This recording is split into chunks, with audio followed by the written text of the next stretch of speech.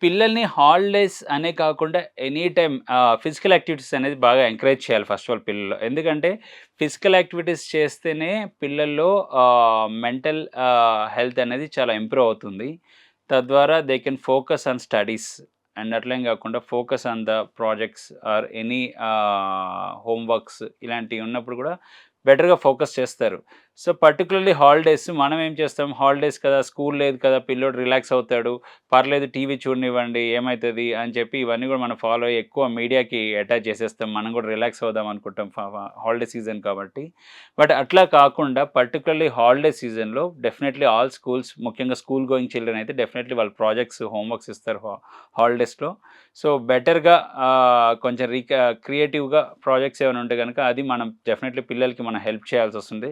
And అది కాకుండా ముఖ్యంగా పేరెంట్స్ ఈ pre school children or early school childrens ఉంటారు కదా! వీళ్ళ పిల్లలు మాత్రం ఎక్కువ టీవీకి గానీ, ఐప్యాడ్స్‌కి గానీ, ట్యాబ్స్‌కి గానీ అటాచ్ అవ్వకుండా సో, ఫోన్‌కి అడిక్షన్ రాకుండా ఉండటానికి వీళ్ళని కొంచెం ఎంత కుదిరితే అంత బయట ఎన్విరాన్మెంట్‌కి ఆర్ బయట క్లైమేట్‌కి ఎక్స్‌పోజ్ చేస్తే పిల్లల్లో గూడా కొంచెం కామన్‌గా కొత్త విషయాలనేవి తెలుస్తుంటాయి.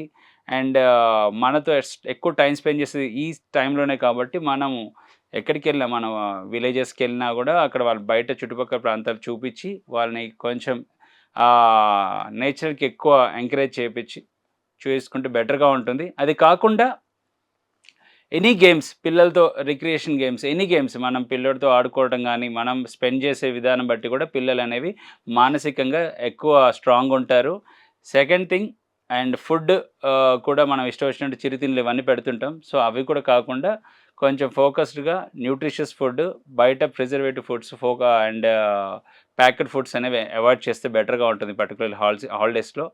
అండ్ హాలిడేస్‌లో విలేజెస్‌కెళ్తే గనక నేచర్‌కి ఎక్కువ ఏమంటారు క్లోజ్‌గా అటాచ్ చేసి వాళ్ళకి పిల్లలకి కామన్ థింగ్స్ తెలియజేస్తే ఇంకా బెటర్‌గా ఉంటది మనకి ఇందులో.